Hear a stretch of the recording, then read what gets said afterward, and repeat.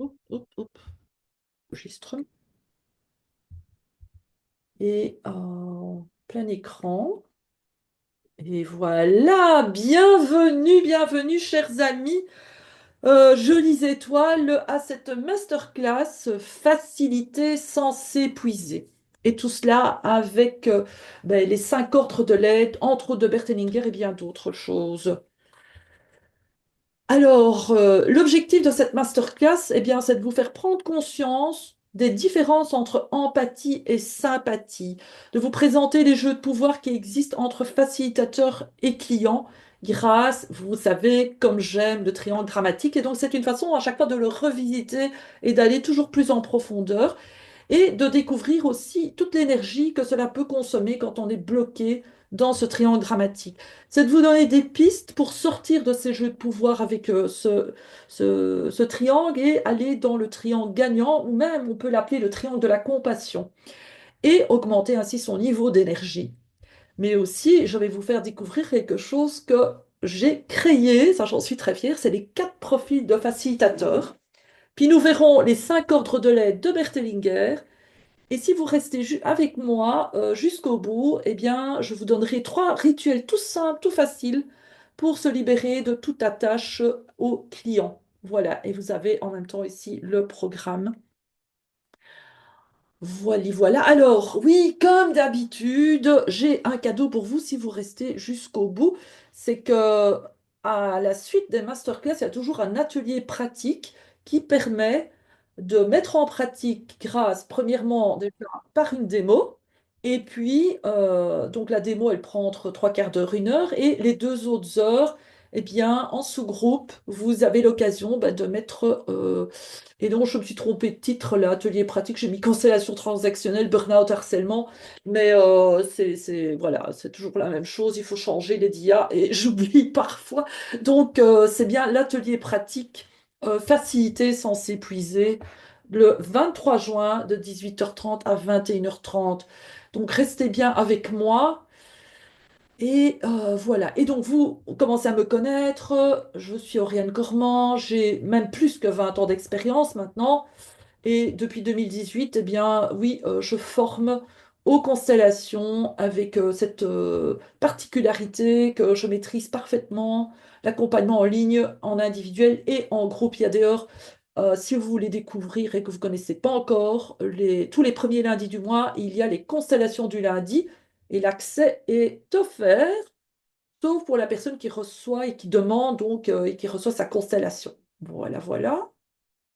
Alors, aider. Aider, c'est quoi? C'est apporter son soutien à quelqu'un, c'est joindre ses efforts aux siens dans ce qu'il fait, lui être utile, c'est faciliter son action. Tandis que faciliter, eh bien dans le mot faciliter, vous voyez le mot facile. Finalement, c'est rendre facile, moins difficile, c'est fluidifier le processus, c'est être aussi comme un catalyseur dans la relation du client à lui-même et dans son processus de guérison, d'acceptation, de réparation, et ainsi aussi il est dans cette connexion avec son guérisseur intérieur. Et c'est très important de pouvoir simplement être dans la présence et accompagner, et on va bien entendu aller plus loin à ce niveau-là. Donc, qu'est-ce qui se passe aussi quand on accompagne? Moi, j'aime ce mot-là, accompagner, parce que dans accompagner, il y a le mot compagner, compagnon, et dans panier, pagnon, bien sûr, c'est le panier d'osier, mais c'est le pain, ça vient du mot pain. Et l'idée, en fait, de compagnon, c'est ceux qui partagent le pain ensemble. Et donc, accompagner, c'est vraiment cheminer avec l'autre en partageant le pain quotidien, mais aussi la, là où la personne se sent, se situe, se place dans sa vie. Donc c'est vraiment euh, quelque chose de très beau, je trouve. Alors, toute la difficulté, c'est est-ce qu'on aide ou est-ce qu'on facilite? Est-ce que... Donc ici, bien sûr, vous devinez un petit peu que quand on aide, on va s'impliquer d'une manière très différente que quand on facilite. Et on va aller plus loin parce que aider et faciliter, c'est en lien aussi avec notre capacité à être en empathie. Alors, j'ai fait quelques recherches et Serge Tisseron, que vous connaissez sûrement, parle de quatre types d'empathie. La toute première, c'est l'empathie émotionnelle ou affective. Et cette empathie émotionnelle, en fait, elle permet à l'être humain d'identifier les émotions de l'autre sans nécessairement les partager. Par exemple, je vois que tu es content sans pour autant l'être moi-même. Donc, on peut être dans un autre état émotionnel et voir et même apprécier que l'autre est content. Alors, il faut savoir qu'après l'âge d'un an, l'enfant est capable de faire la différence entre son ressenti et celui de l'autre. Il ne répond plus systématiquement au sourire et il découvre son pouvoir de faire rire l'autre. Ça, c'est aussi très beau à voir. Et il faut savoir aussi que l'enfant a une aptitude innée à construire l'empathie émotionnelle pendant ses premières années. Et entre autres, c'est sa capacité à se familiariser avec le visage d'autrui, ce qui lui permet d'avoir des repères de relations partagées. Donc, la deuxième empathie, c'est l'empathie cognitive. Alors, l'empathie cognitive, déjà, dans cognition, il y a cette capacité intellectuelle, c'est cette capacité de comprendre que l'autre a une vie mentale, une vie même émotionnelle différente de la sienne. Je vois que tu es content, j'en comprends les raisons, mais moi, elle ne me ferait pas spécialement plaisir. Donc, par exemple, quelqu'un qui a gagné un marathon, euh, eh bien, il peut comprendre les raisons de la satisfaction, du contentement de son ami qui a gagné, enfin, qui a réussi à faire son marathon, parce qu'on ne gagne pas un marathon, mais d'avoir réussi, et comprendre que son ami vit un contentement parce que c'est le résultat de son entraînement, etc., etc. Donc, il faut savoir que des études récentes montrent qu'elle pourrait apparaître dès l'âge de 3 ans. Et à 5 ans, en général, en principe, cette empathie est acquise. Ensuite, il y a l'empathie mature. Alors, cette empathie mature, en fait, elle combine l'empathie émotionnelle ou affective et l'empathie cognitive. Et elle a cette capacité de permettre à la personne de se mettre émotionnellement à la place de l'autre. Je vois que tu es content, je comprends pourquoi, et finalement, à ta place, je le serais aussi. Et donc, il y a quelque chose qui va plus loin encore que je peux comprendre des raisons, mais bon, voilà, ça ne me concerne pas. Et donc, il existe aussi dans la construction de la personnalité une période privilégiée pour qu'elle se mette en place. Et c'est entre 8 et 13 ans. Et puis, elle continue de se construire durant toute la vie. Et il ne faut pas confondre cette empathie mature avec la morale. Ça, c'est aussi important. Et même si elle lui permet de se construire et d'advenir, la morale va avoir un rôle, mais elle n'est pas à confondre avec la morale. Et puis la dernière empathie, c'est l'empathie réciproque. Et ça, c'est la capacité non seulement de se mettre à la place de l'autre, mais aussi d'accepter que l'autre se mette à notre place et ressente ce que nous ressentons, comprenne ce que nous pensons. Et elle introduit une dimension morale ici. Et elle permet aussi de comprendre que notre positionnement mobilise chez l'autre des émotions semblables aux nôtres, positives ou négatives. Voilà, donc pour comprendre ces quatre émotions, mais surtout trois émotions là prioritaires, donc l'empathie émotionnelle, cognitive et mature, euh, et on peut prendre un exemple, c'est celui des étudiants en médecine qui vont être envoyés dans des services d'urgence. L'empathie émotionnelle, eh bien, le jeune étudiant en médecine, face aux malades qui souffrent, eh bien, certains vont être submergés par leur empathie affective et peuvent même s'évanouir, tellement ils sont choqués par ça. Ceux qui ont cette empathie cognitive, eux, ils vont ignorer les patients qui se plaignent sans avoir de pathologie grave et ils vont se concentrer sur les cas urgents. Donc ça permet déjà de voir qu'il y a une forme de sélection et que c'est beaucoup plus intellectualisé, donc l'émotion est moins impliquée. Et l'empathie mature, eh bien, ça va être ceux dont l'empathie leur permet de prendre le temps de rassurer les premiers qui souffrent tout en étant capable de prendre soin des urgences. Voilà, donc ça c'est important. Et nous, en tant que facilitateurs, thérapeutes, coach, on peut être confronté à ça. Il m'arrive parfois d'avoir des personnes qui me disent Ah, c'est une urgence, je dois absolument être pris immédiatement, ça va pas, etc., etc. Et donc, il y a tout un accompagnement, bien entendu, à faire pour gérer cela. Alors, on va venir à la sympathie. La sympathie, c'est cette capacité à partager les émotions d'autrui jusqu'à s'impliquer et même à impliquer une action pour soulager cette personne de son émotion, le consoler, la consoler en cas de tristesse, l'aider en cas de détresse. Et je vais vous montrer ici ce petit dessin que j'ai fait. Je vais peut-être même reculer. Donc, bon, c'est toujours un peu la même chose avec moi. Donc ici, il y a un promeneur qui fait sa balade et puis il entend là, dans le pré, un cri au secours, au secours. Et donc, bah, ça l'interpelle. Et qu'est-ce qu'il fait? Eh bien, il va être confronté à plusieurs options.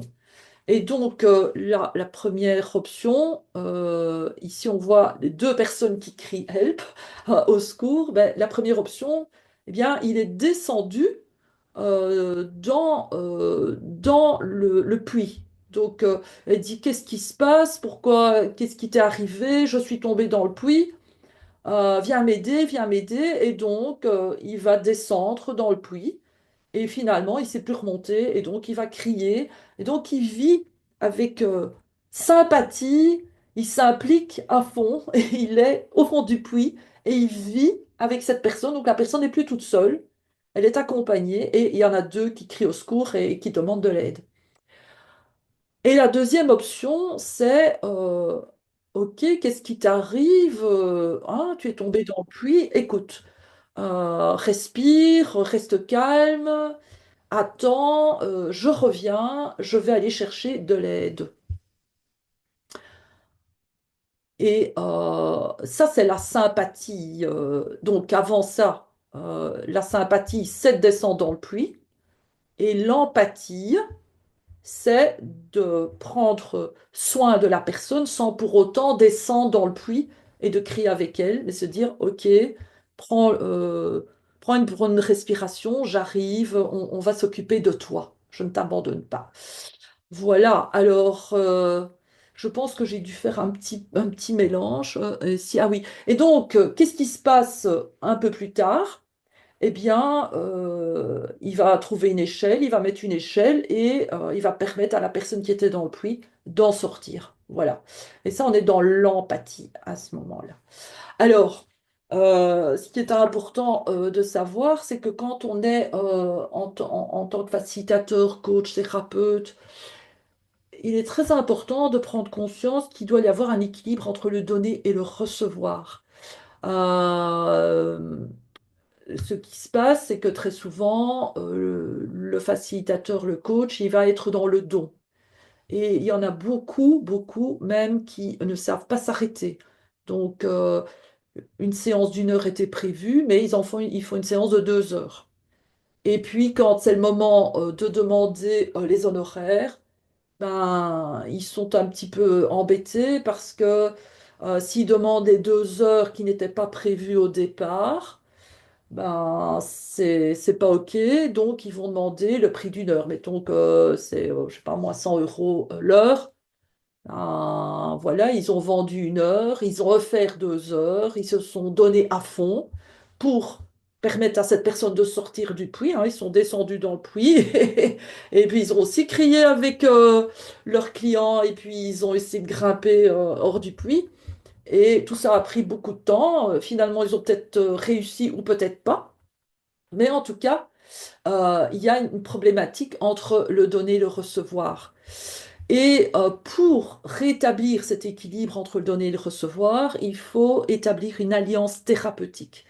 C'est quoi une alliance thérapeutique? Eh bien, c'est cette capacité à clarifier les choses, à poser un cadre et à dire exactement où on va grâce à ce cadre. Et donc, si la séance est d'une heure, ben, on reste dans ce temps-là et c'est de la responsabilité du coach ou du thérapeute ou du facilitateur, ben, de respecter le timing parce que ça crée aussi parfois des problèmes chez nos clients quand on dépasse le cadre. Si ben, une heure était prévue et que finalement on fait une séance de 2 heures, on connaît même qui font des séances de 2 heures et demie. Et ça, moi, personnellement, ça m'a déjà mis dans des situations problématiques parce qu'après, ben, je ne profitais plus vraiment de ma séance, vu que je commençais à observer que l'heure était en train de s'allonger, la séance s'allongeait, s'allongeait, et que j'avais un autre rendez-vous, donc je n'étais déjà plus présente dans le travail en tant que cliente, hein, ici. Et puis à la fin, ben, la personne, elle a donné 2 heures de son temps, enfin voilà. Donc cette alliance thérapeutique, c'est un cadre, c'est aussi dire à quoi est-ce qu'on s'engage. Est-ce qu'on s'engage à résoudre les problèmes de son client ou est-ce qu'on s'engage à l'accompagner à trouver ses propres solutions? Ça, c'est très important. Parce qu'à partir de ce moment-là, il va y avoir un partenariat. Et donc, si on est deux à faire face à la problématique du client, ça va être beaucoup plus léger que si en tant que thérapeute, on se dit, ah, on est venu me voir, c'est donc que moi, j'ai la responsabilité de trouver la solution pour mon client. L'alliance thérapeutique, c'est quelque chose qui se travaille encore et encore et euh, peut-être que vous ne le savez pas, mais je suis superviseur certifié. J'ai été formée il y a 3 ans à la supervision et donc je propose des ateliers de supervision justement aussi pour trouver sa juste place face à ses clients et aussi respecter cette loi de l'équilibre entre le donner et le recevoir qui est une loi importante, systémique, qui a été mise en évidence suite à l'observation de constellations grâce à Bert Hellinger. Alors, il y a l'alliance thérapeutique et la juste distance thérapeutique. Ça aussi, c'est très important parce que très souvent, les personnes euh, ont une confusion. Je reviendrai plus tard là-dessus. C'est qu'ils se confondent avec leurs clients.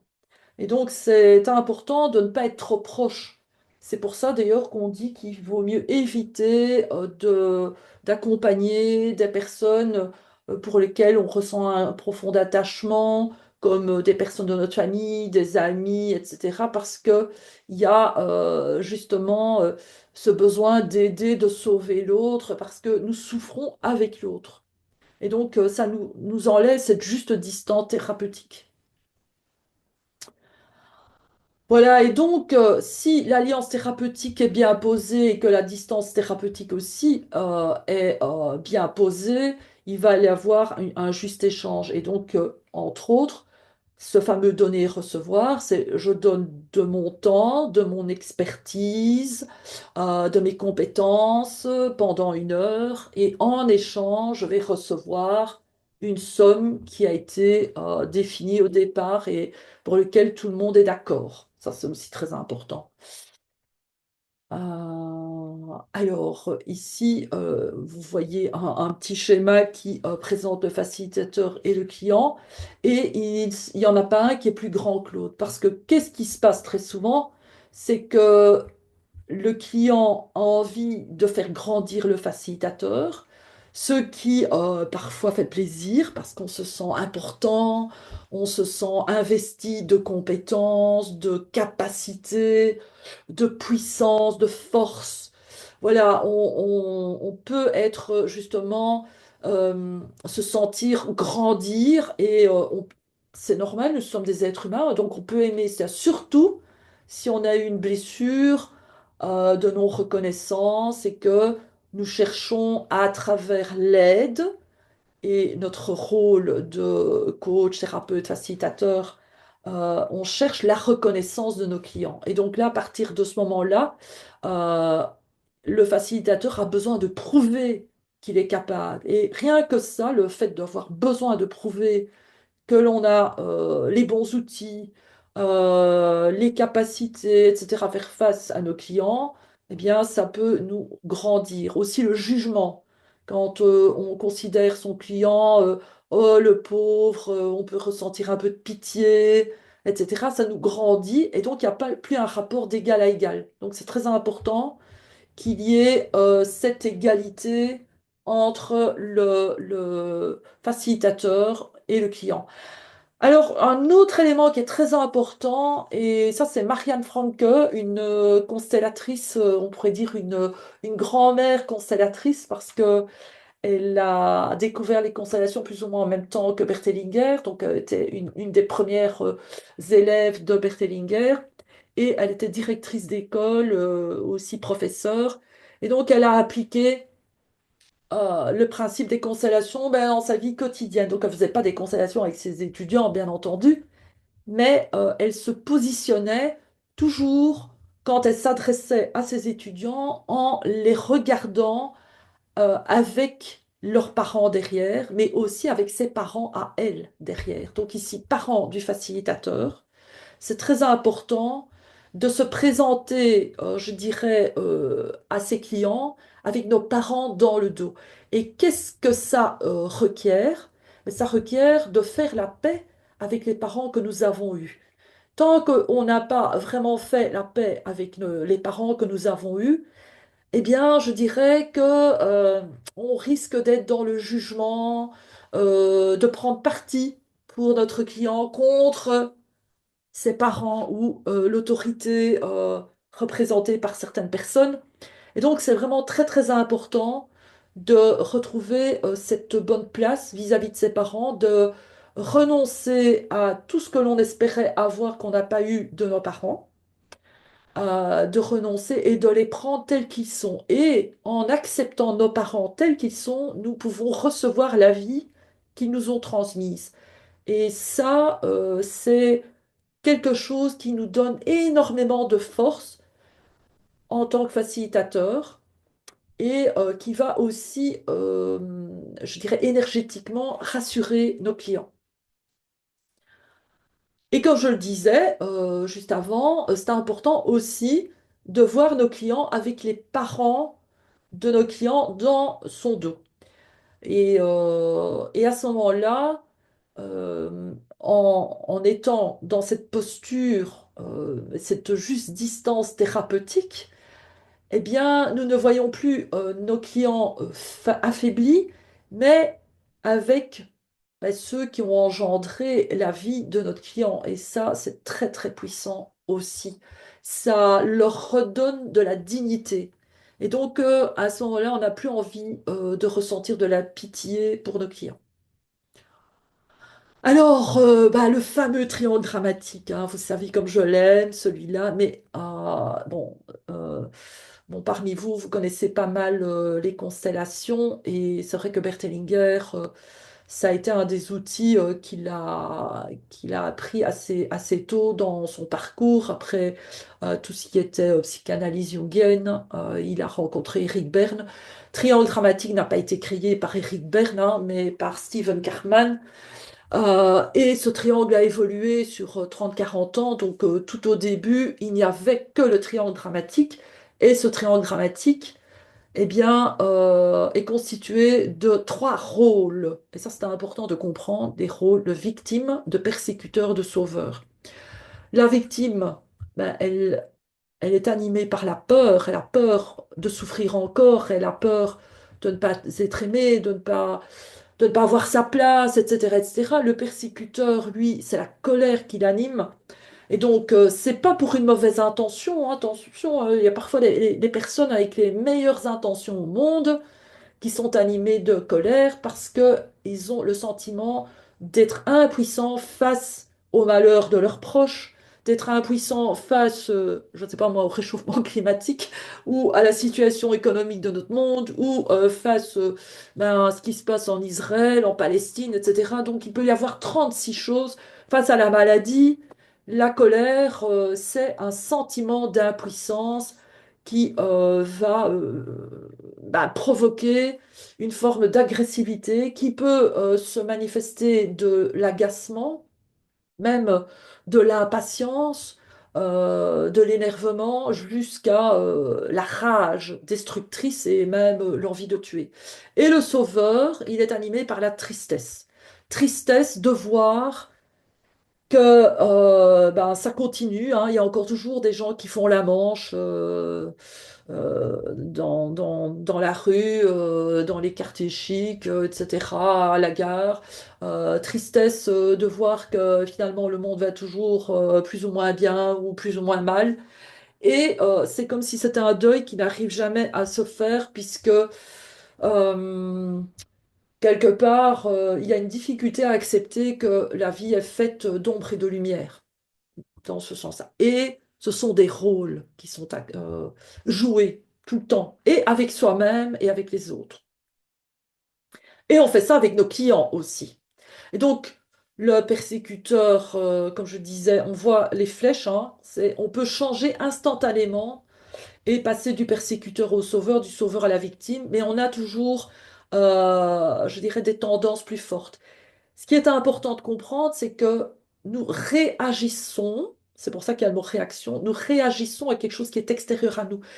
Et c'est pour ça que j'utilise aussi ce triangle dramatique dans notre rôle de facilitateur, coach, thérapeute, parce que nous recevons des personnes qui viennent avec des histoires, des souffrances, des douleurs, et nous réagissons habituellement hein, pour plus ou moins 95% des situations, nous réagissons à ça parce que ça vient nous réveiller dans nos propres souffrances et ça nous amène à ne pas être dans le choix, on est dans le non-choix et dans une forme de survie.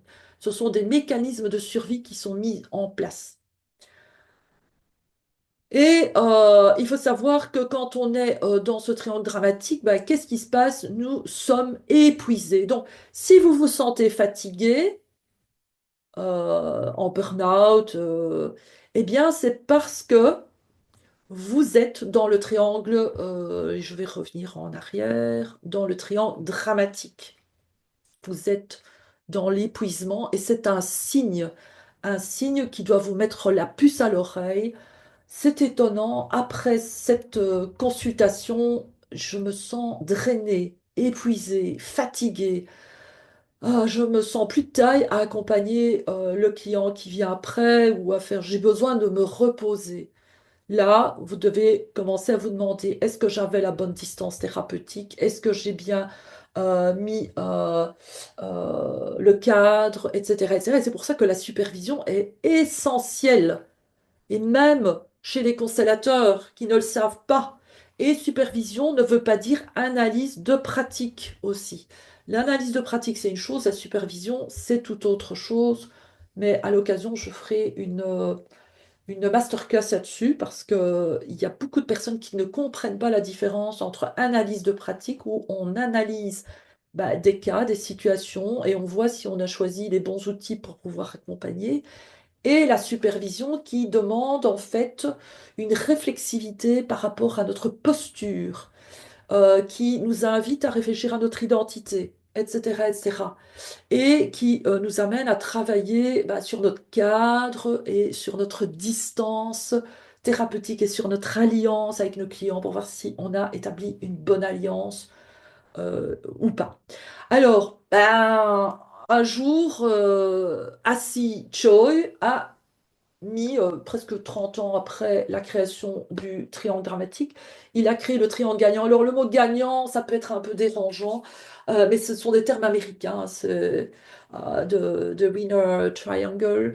Et je dirais que Stephen Karpman a nommé le triangle qui est en fait le verso du triangle dramatique, ben, il l'appelle le triangle de la compassion.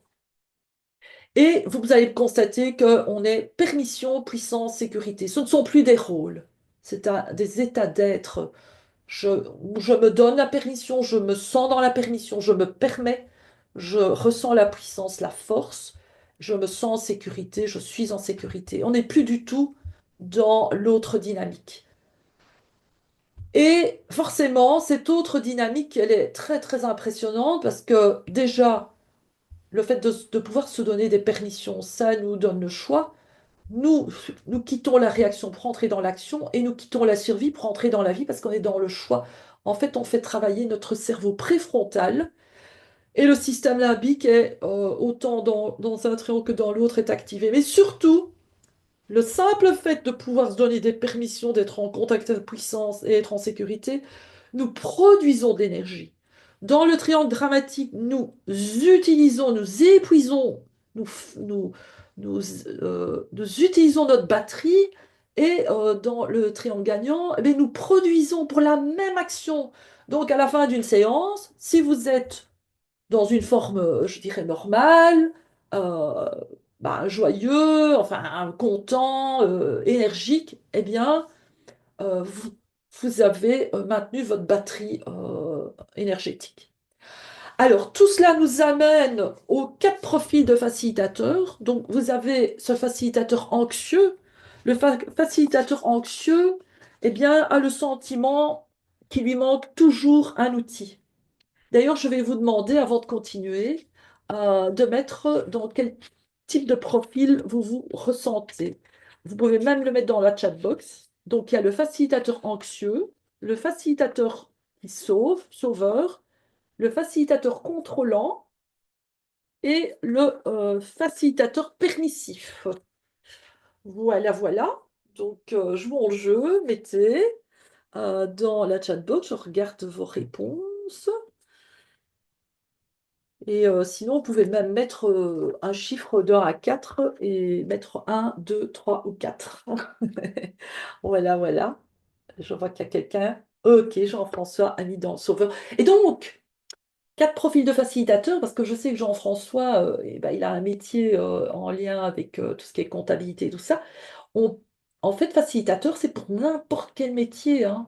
Et donc, même dans un métier comme comptable, eh bien, on est aussi des facilitateurs parce qu'on facilite les clients à résoudre les problèmes en lien avec la gestion de l'argent. Alors, le facilitateur anxieux a le sentiment qu'il manque toujours un outil, une technique, une compétence pour bien accompagner ses clients. Donc, ça va être la personne qui va acheter des formations et encore des formations parce qu'il y a toujours mieux, il y a toujours mieux, il y a toujours mieux, il y a toujours mieux. Donc, il fait toutes les formations possibles et imaginables, il cherche à avoir toujours plus de certifications et il pourrait avoir une tendance à se cacher derrière ses outils, ses techniques. Il va avoir aussi tendance à prolonger ses séances car il aura cette impression, ce sentiment qu'il n'en a pas fait assez. Surtout si son client n'a pas le grand aha, la révélation, waouh, cette séance était extraordinaire, j'ai jamais eu une aussi bonne séance. Donc tant qu'il n'entend pas ça, bah, il continue. Il a l'impression qu'il n'en a pas fait assez et il en fera encore et encore au cas où, on ne sait jamais, autant donner plus que moins. Et souvent, ça peut arriver qu'il ne fera pas payer la séance car il aura l'impression qu'il aurait pu faire mieux. Il prendra d'ailleurs sur lui la responsabilité de la difficulté de son client de prendre conscience ou de se sentir mieux. Bien entendu, il se sentira épuisé à la fin de la séance, avec le sentiment de ne pas avoir été vraiment efficace, avec du doute. Ah oui, mais bon, il me manquait ceci, j'aurais pu cela. Il peut aussi avoir le sentiment de n'attirer que des clients difficiles, exigeants, compliqués, jamais satisfaits. Et le facilitateur anxieux recherchera aussi le résultat comme reconnaissance. Et il lui arrivera même, s'il reçoit la reconnaissance, de ne pas y croire. Bien sûr, on est vraiment dans le cas extrême. Mais donc, l'émotion qui habite le facilitateur anxieux est en quelque sorte la peur de ne pas être à la hauteur, de ne pas bien faire, de ne pas être suffisamment formé, outillé. Et il aura tendance à utiliser ses clients pour renforcer sa confiance en lui et pour se rassurer. Les types de thérapie qu'il aimera bien, des choses très techniques, certifiées, avec des protocoles et beaucoup de mélanges pratiques. On ne sait jamais, il faut en mettre couche par couche.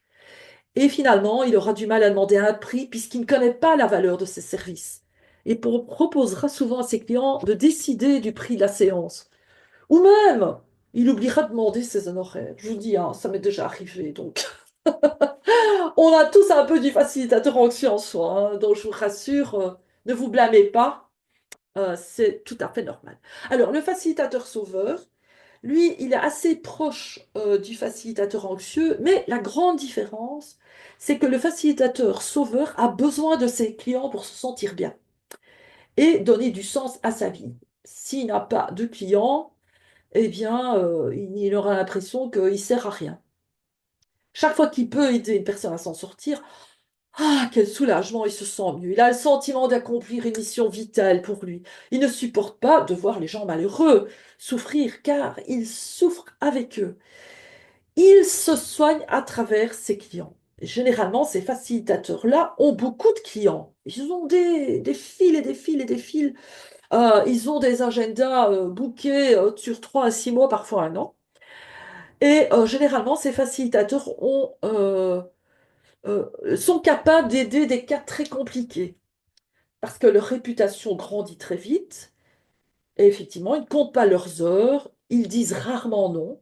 Donc c'est parfois, je suis déjà tombée comme ça sur des personnes, il est 10 heures du soir, mais ils reçoivent encore des gens, hein. Moi, j'en ai déjà rencontré. Oui, ils commencent à 7 heures du matin et ils finissent à 9 heures. Et ils sont toujours sur la brèche, un peu comme le pompier, le médecin urgentiste. Ils prennent rarement congé parce qu'ils ont l'impression d'abandonner leurs clients. Le facilitateur sauveur ressent qu'il a une mission que de rendre le monde meilleur, de revenir au paradis perdu. Et l'émotion qui l'anime est la tristesse, ce qui lui rappelle une situation qu'il a vécue enfant, où il n'a pas pu aider quelqu'un qui lui était cher. Et beaucoup de facilitateurs sauveurs se retrouvent chez les énergéticiens, les voyants, les médiums, les thérapeutes corporels. C'est le royaume des hypersensibles.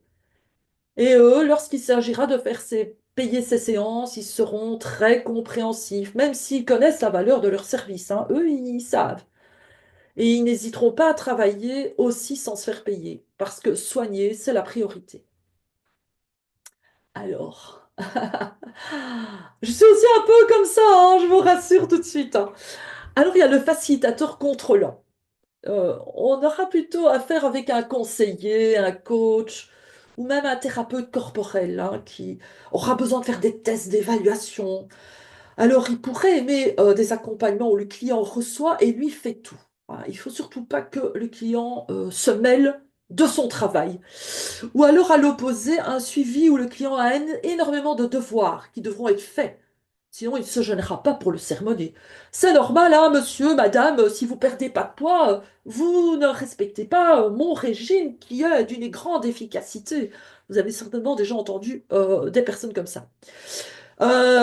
Il pourrait même, dans certains cas, utiliser des techniques, des capacités médiumniques pour accéder à des informations sur la personne et ainsi court-circuiter les hésitations, les résistances et les excuses. Parce qu'il aime les résultats. S'il constelle, eh bien, il fera tout. Il fera le facilitateur, les représentants, il fera les questions, il fera les réponses. Voilà, il a besoin de tout maîtriser, car l'émotion qui l'anime, c'est la colère. Oui, pourquoi la colère? Ben parce qu'il se sent impuissant face à la détresse de ses clients, mais aussi à leur manque de proactivité. Là, ils n'ont pas trop le temps d'être proactifs parce que il prend les devants toujours. Il est facilement impatient et il veut toujours aller plus vite. D'ailleurs, ça peut être même des thérapeutes, vous savez, qui font des séances en 15-20 minutes, où il y a beaucoup de conseils dedans. Le choix de ce métier pourrait venir compenser le sentiment d'impuissance qu'il aurait vécu face à une situation qu'il n'arrivait pas à maîtriser, comme un parent alcoolique, par exemple, ou qui souffrait d'une maladie mentale. Et ils apprécient particulièrement les thérapies comme la PNL, les méthodes provocatives, mais aussi des approches plus directives. Son rapport à l'argent est qu'il n'hésitera pas, lui, à faire payer le prix pour faire avancer ses clients. Parce que lui, son argument, c'est il faut que le client paye pour qu'il sente que ça fait mal et que il va y arriver s'il paye. Alors, maintenant, on arrive au facilitateur permissif. Ce facilitateur, bien sûr, est bien plus rare. Il est souvent plus âgé, car il a appris au fil des années à trouver sa juste place. Il a fait le chemin qu'il propose à ses clients, il se fait superviser et pratique la réflexivité. Il sait être sans attente de résultats immédiats. Il sait accueillir le silence. Et je vous rassure tout de suite, nous avons tous et toutes ce facilitateur en chacun de nous, et il n'attend que son heure pour se manifester. Ce facilitateur permissif c'est créer un cadre sécurisant. Il soutient son client à aller chercher ses ressources plutôt que de les lui apporter. Vous savez, c'est un peu comme ces parents qui prennent le temps de voir l'enfant qui essaye de marcher, par exemple, ses premiers pas, et il va l'encourager, et voir qu'il tombe, et qu'il tombe, et il va l'aider à se mettre debout, mais sans faire à la place de l'enfant. Donc, il laisse le client explorer, se perdre, se retrouver, et tout ça dans un échange équilibré. Il connaît ses limites et ses délégués quand la problématique est trop difficile pour lui.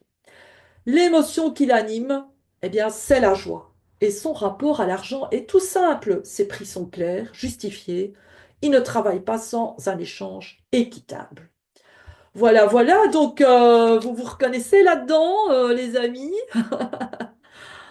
Ah là là. Ouais, bravo, Françoise. Mais c'est normal, hein? Avec toute cette pratique de plus de 20 ans.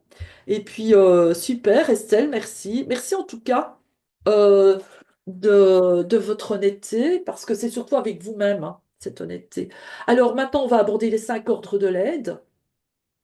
Et le premier ordre de l'aide, donc c'est Bertelinger qui les a développés, c'est de pouvoir reconnaître ses limites, les respecter, et cela fait partie de l'art de l'aide. Donc, le premier ordre de l'aide consiste donc à ne donner que ce que l'on a, que l'on possède, et à n'attendre et à n'accepter que ce dont on a besoin.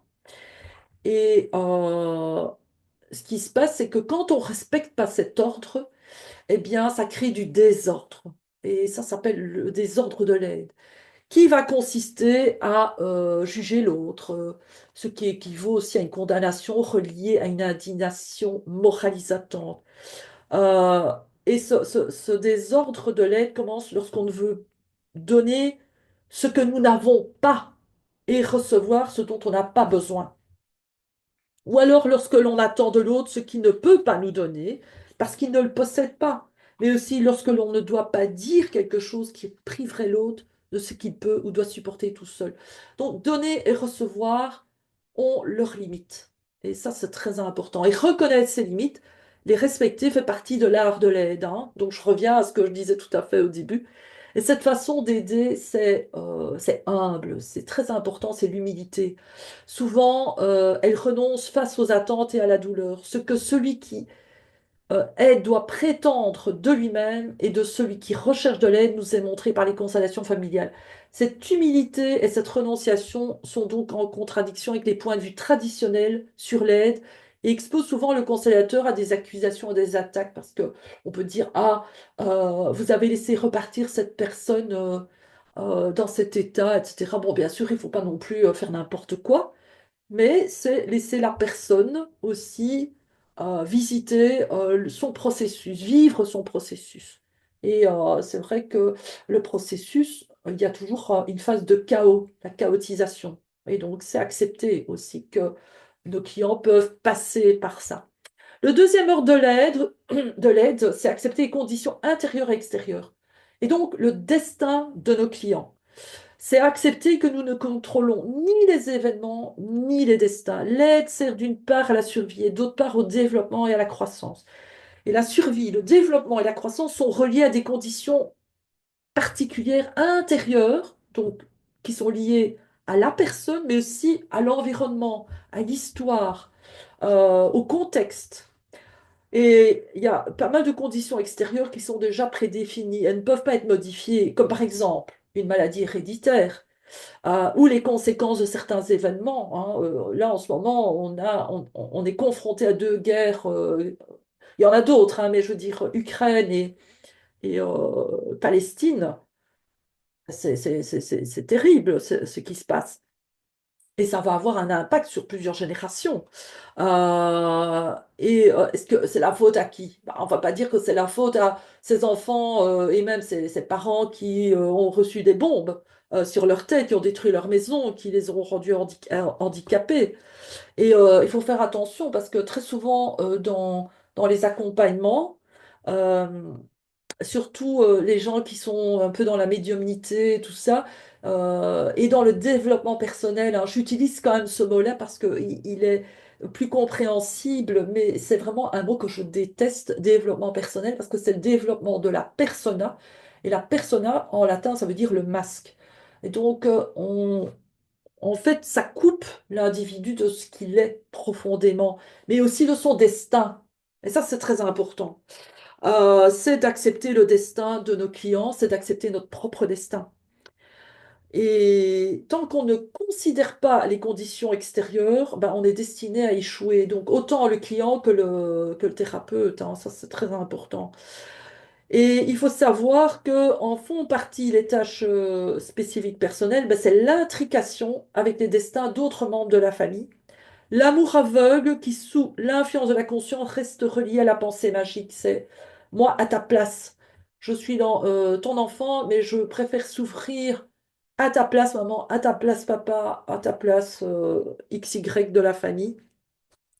Il faut savoir aussi qu'il y a pas mal de constellateurs et de thérapeutes qui trouvent le destin des autres difficile à supporter et ils veulent changer le destin. Et ça, c'est vraiment quelque chose de très important. Berthe Hellinger invitait à s'incliner devant le destin parce que, ben voilà, ce n'est pas sous notre contrôle. Et donc, le fait de ne pas s'incliner devant le destin, de ne pas tenir compte de toutes ces conditions extérieures et intérieures, hein, l'histoire familiale, etc., ça crée un désordre euh, qui consiste à avoir des clients qui vont se laisser aider pour aider le constellateur ou le thérapeute. Étonnant, n'est-ce pas? Et oui, nous avons des patients et des clients qui sont tellement chouettes avec nous, qui vont nous aider, nous, plutôt que de s'aider eux-mêmes. Alors, le troisième ordre de l'aide, c'est d'inviter son client à regarder ses parents avec des yeux d'adulte. Ça, c'est très, très important. Voilà, voilà. Parce que tant que nos clients ne peuvent pas regarder leurs parents avec des yeux d'adulte, eh bien, ils vont chercher chez le thérapeute, le constellateur, le coach, ben, le parent qu'ils auraient tant voulu avoir. Et qu'est-ce qui va se passer? Ben, ils vont être déçus à un moment donné, parce qu'ils verront que finalement, le coach, thérapeute, là, le constellateur, ben, il est comme les parents, il n'est absolument pas parfait. Il a ses défauts. Euh, c'est là qu'il va y avoir ce risque de transfert et contre-transfert. Il y a en fait, c'est un piège. C'est un piège parce que quelque part, je dis pas qu'il faut pas parfois être à un certain moment dans un rôle un peu de parent, mais ça ne doit pas durer et il faut être très très conscient quand on l'utilise et dans certaines techniques, pas dans toutes. Donc ça, c'est très très important de veiller à ne pas être dans ce transfert pour nos clients et nous aussi d'être dans un contre-transfert parce que il va y avoir un jeu et on revient dans ce fameux triangle grammatique. Hein. Tout ça se tient ensemble. Alors voici un exemple. Hein. Si un jeune homme épouse une femme plus âgée, beaucoup pensent qu'il cherche un substitut de la mère. Mais elle, que cherche-t-elle?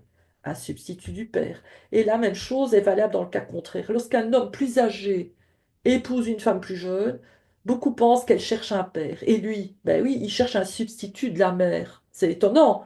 Il va chercher une femme plus jeune et il va chercher la mère quelque part. Et donc pour étrange que cela puisse paraître, celui qui garde longtemps une position de supériorité, hein, vous vous rappelez là, que j'avais mis les deux, le client et le thérapeute facilitateur à la même hauteur, celui qui garde longtemps une position de supériorité ou même cherche à la préserver, alors il se refuse d'assumer sa place en égalité avec les autres adultes dans la vie et avec ses patients, ses clients dans le travail thérapeutique. Et c'est là qu'il faut aussi être vigilant à repérer les mouvements interrompus. Ça fera l'objet d'une autre masterclass pour l'année prochaine, parce que j'ai plein de sujets. Et le mouvement interrompu, c'est là que le constellateur ou le thérapeute peut avoir pendant un petit moment un rôle de parent, mais ça ne durera que le temps de l'exercice. Voilà, et c'est accompagné à faire en sorte que les clients puissent accepter ses parents aussi tels qu'ils sont et renoncer à attendre quelque chose d'eux qu'ils ne sont pas capables de donner. Et donc, le thérapeute va aider son client à l'éloigner de lui-même pour le conduire vers ses parents. Et ainsi, ben, tous les deux restent libres. Et ce modèle d'acceptation des vrais parents permet à celui qui aide d'éviter dès le départ le fameux transfert entre enfants et parents. Voilà, voilà. Alors bien sûr, il y a un désordre à ça. Le désordre, c'est quoi? Ben, c'est consiste à laisser un adulte avancer ses exigences vis-à-vis du thérapeute comme un enfant envers ses parents. À ce moment, il lui retire quelque chose qu'il peut et qu'il doit supporter tout seul. Donc c'est vraiment très important euh, de bien respecter cet ordre de l'aide, de regarder ses parents avec des yeux d'adulte, parce que de cette façon, vous ne vous attirerez plus des clients qui sont exigeants et insatisfaits de votre travail. Vous savez, là, vous venez de donner une constellation, vous avez donné un accompagnement, hein, bon, je pense à Jean-François là, ou bah, avec les chevaux, etc. Ou en numérologie là, avec Estelle, enfin voilà, ou l'astro, le tarot. Et puis le client est pas très content, il lui manque quelque chose. Ah, et on a le sentiment qu'on n'a pas bien fait son boulot. Ben non. C'est parce on n'était pas à la bonne place dès le départ, on n'a pas travaillé tout ce que j'ai dit, le cadre, la distance, l'alliance, etc., etc. Alors, on arrive au quatrième ordre de l'aide.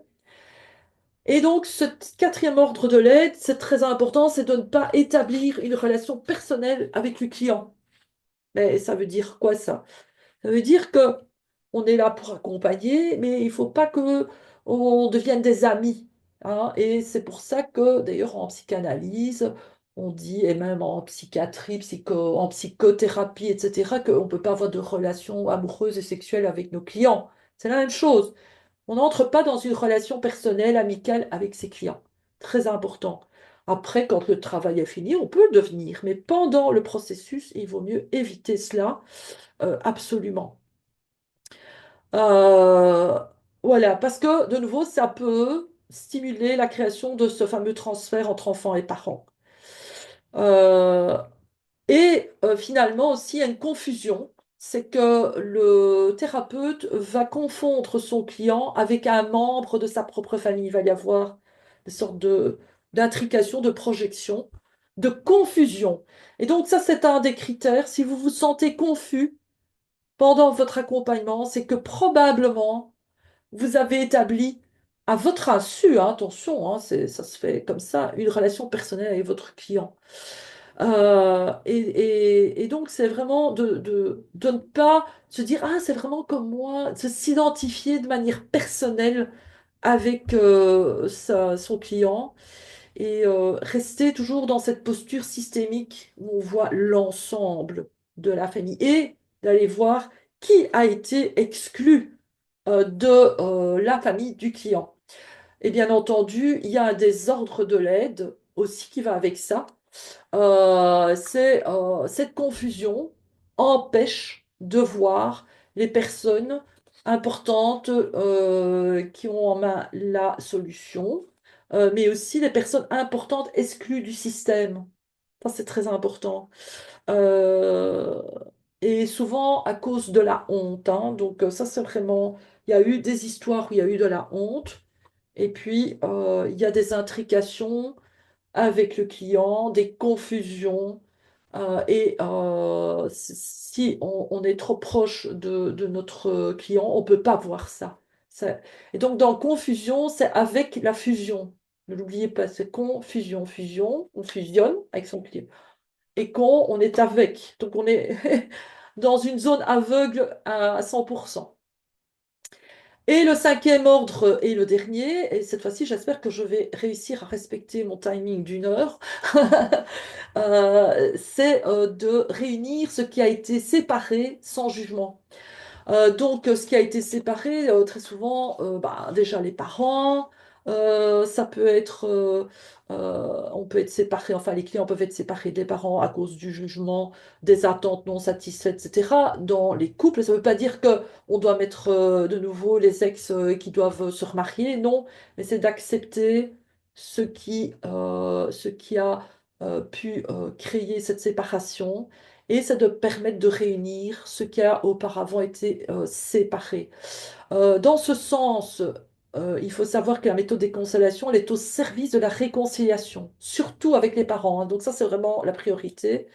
C'est dès qu'on peut faire la paix avec ses parents, ça ne veut pas dire devenir copain avec eux, eh bien, le reste va s'enchaîner, ça va découler naturellement.